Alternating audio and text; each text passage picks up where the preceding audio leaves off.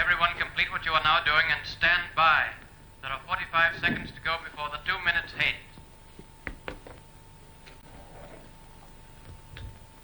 Final warning. Stand by, comrades, for the 2 minutes hate.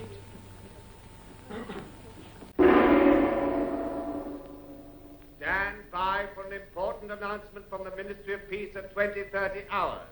This is news of the highest importance. Stand by at 20:30 hours.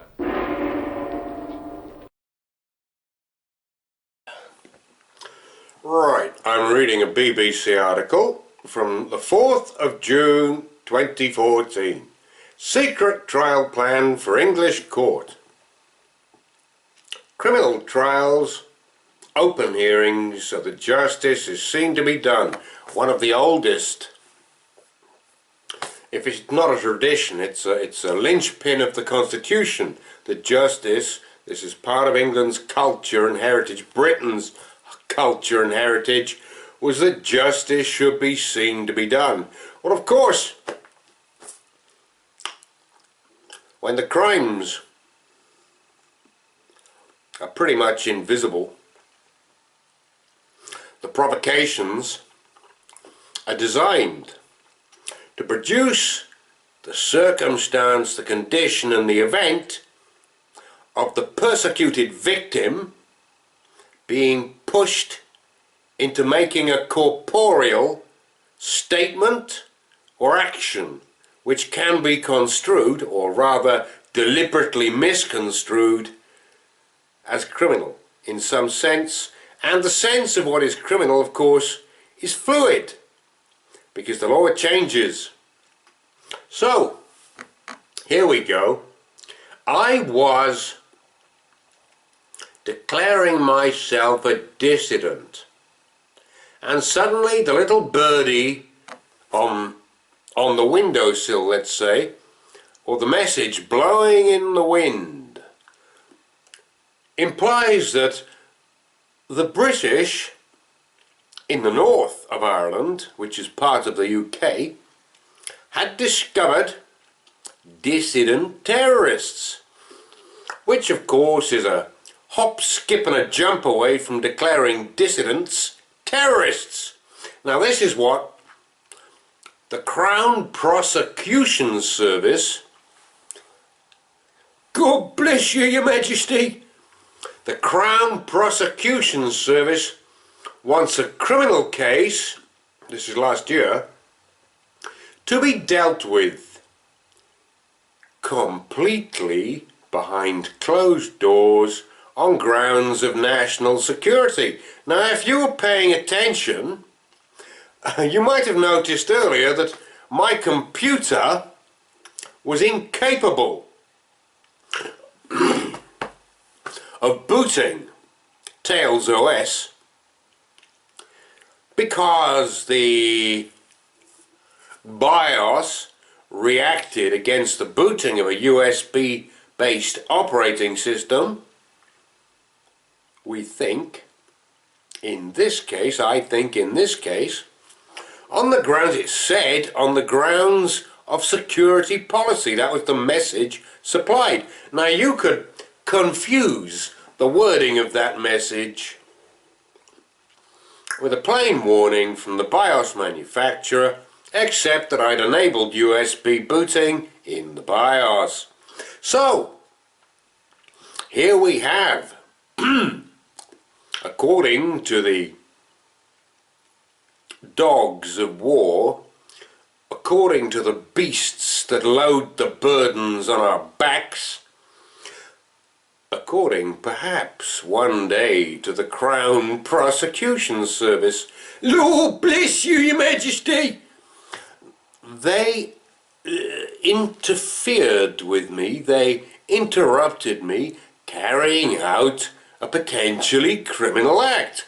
Well, of course, Tails OS, as the system is called, is a Debian Linux-based operating system which is bootable from a CD-ROM, or rather a DVD, or a USB stick.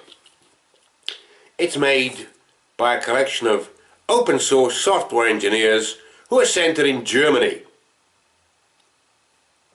and it exploits, or rather it uses, doesn't exploit, it uses the Tor, the onion router, T-O-R, Tor system, which was invented by the US Navy precisely in order to give dissidents, and this is what Tails is for, dissidents a means of communicating when they are being persecuted or repressed. Obviously my particular persecution, or is it the climate of Ireland? I don't know.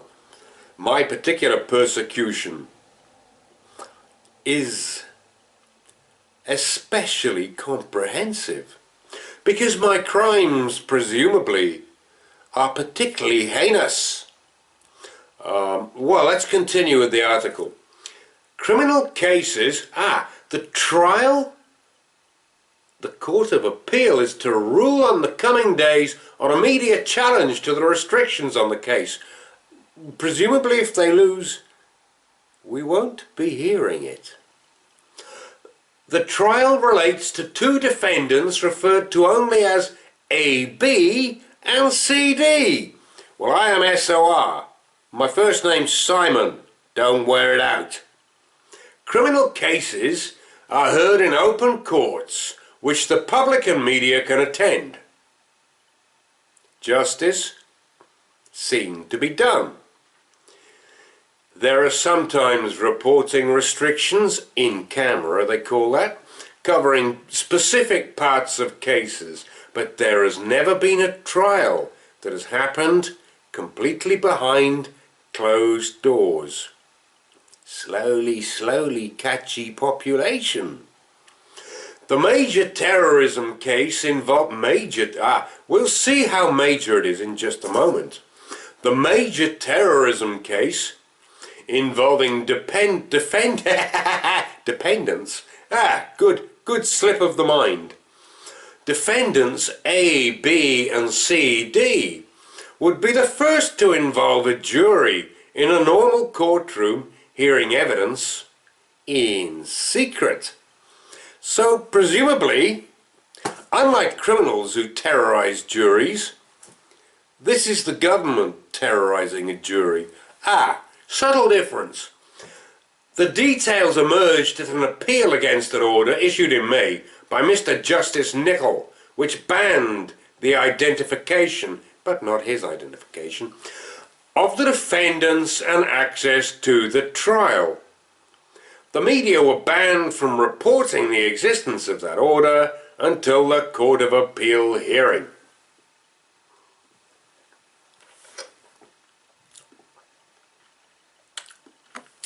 The court heard that A, B and C, D had been arrested in high-profile circumstances.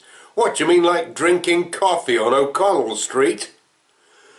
And faced allegations of the preparation of terrorist acts and possessing bomb-making instructions. Well, yes, I have been listening to the Dubliners rather a lot recently. One of their songs, one of my favourite songs, is The Old Alarm Clock. So I suppose you have to include me and probably several million other people if you can class the Dubliners' music as bomb-making instructions. We're all terrorists together. Right. Anthony Hudson, counsel for the media organisations, kudos, challenging the restrictions, told the appeal judges the Crown has sought, Lord bless you, Your Majesty, and obtained an unprecedented order that the trial of the two defendants, charged with serious terrorism offences, but nobody's going to know what they are, right? Should take place entirely in private, with the identity of both defendants withheld, and a permanent prohibition, my God, even World War II was allowed out after 50 years, on reporting what takes place during the trial and their identities. So what we essentially have here is the disappeared. The junta has come to Britain. This appeal raises important issues relating to not only the constitutional principle of open justice, but the equally important principle of fairness and natural justice. And in Ireland, of course, freedom. Mr. Hudson told the panel of 3 judges that the planned secret trial meant the court was faced with a test of its commitment to that constitutional principle. That is, well, I really can't say how reassuring that is. Lord bless your Majesty! However, Mr. Hudson, the good guy, kudos, said that the ABCD prosecution went much further. The court also heard that the head of the Crown Prosecution Service's counter-terrorism team, Lord bless you, Majesty, had claimed that if a decision was taken to hold the trial in open court and to identify the defendants, it might have to abandon the prosecution. Well, for my part, I went 5,000 miles to talk to friends and do a little shopping. I was followed by agents of the Crown. Lord bless you, Your Majesty! God only knows what shenanigans they attempted to mobilize against me in my home village, so to speak.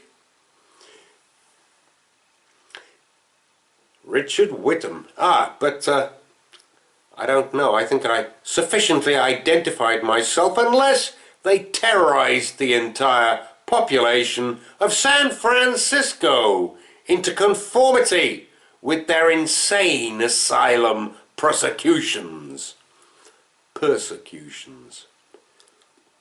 The court also heard that the head, yes, I've repeated that, Richard Whittam, QC, for the CPS, said the ABCD trial was an exceptional circumstance. Yes, but haven't they all along been saying that I am an exceptional man? Richard Whittam, QC, for the CPS, said, Lord bless you, Your Majesty, there is a justification for defendants to be anonymous, and there is a jurisdiction for the court to sit in private. He said, Mr. Whittam said the complete ban on reporting the case would not necessarily exist forever. How's that working out for you? There is a justification. Yeah, Lord Justice Gross, Mr. Justice Simon, and Mr. Justice Burnett said they would give their decision on the appeal in a few days' time. This is back in 2014. I will now go through the thread, and we find that is indeed the last of it. So I think we can assume what the decision was. Right. Well,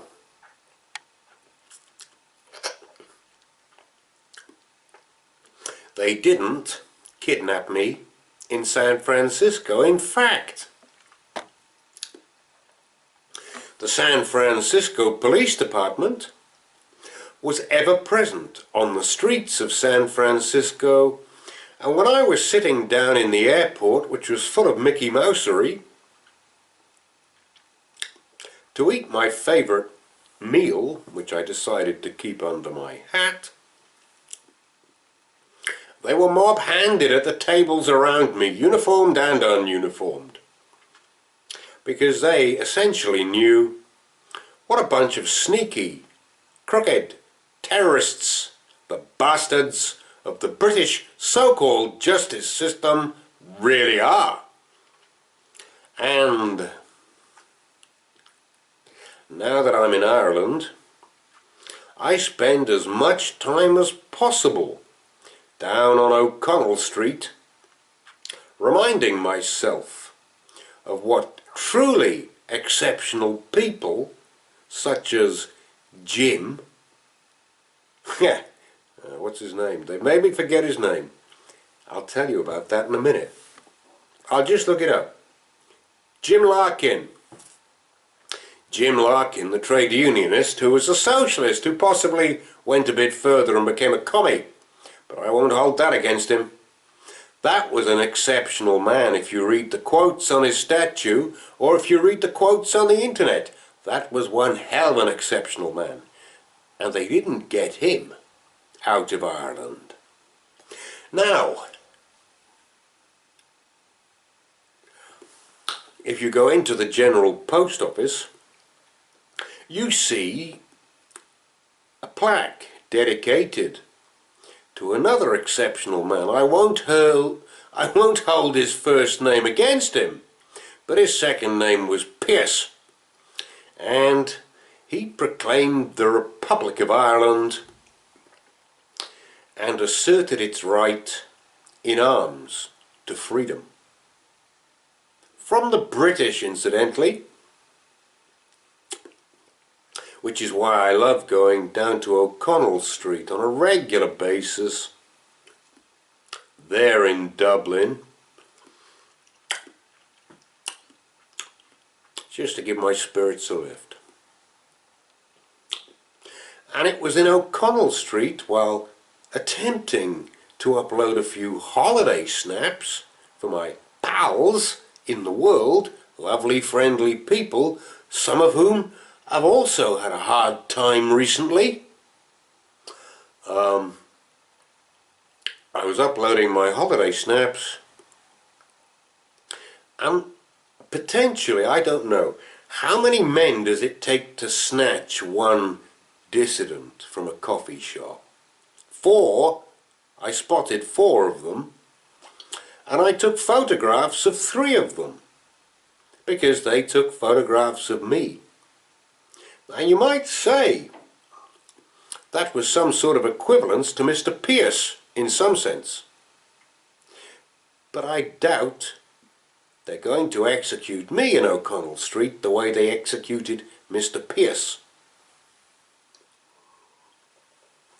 Besides, they don't have capital punishment in England, Scotland, Wales and Northern Ireland.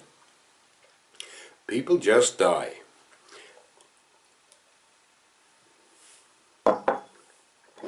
So as you see, when I find that my computer systems are restricted by alleged security policies, I'm tempted to reach for whatever access I have to the world, so that the world potentially, assuming the dragnet isn't fully international, and with American spy planes circling Ireland, you have to wonder, assuming it isn't particularly watertight round here and I can get out to the real world, assuming there aren't too many gatekeepers preserving the loyalties of 1944, which are no longer deserved, and which probably never were, then I can only hope that my message, all my messages, reach the big world and give the enormous billion population of the civilized world, the 6 billion, the 1,000 to 1 against Britain. Or is it 100? Oh God, I can't be bothered with arithmetic at this stage. But I'm hoping it'll give them some idea of the kind of system which has been growing and growing out of the remnants of imperial oppression. And it is no surprise to me that these bastards won't give up on me, because they lost the empire and they didn't give up then.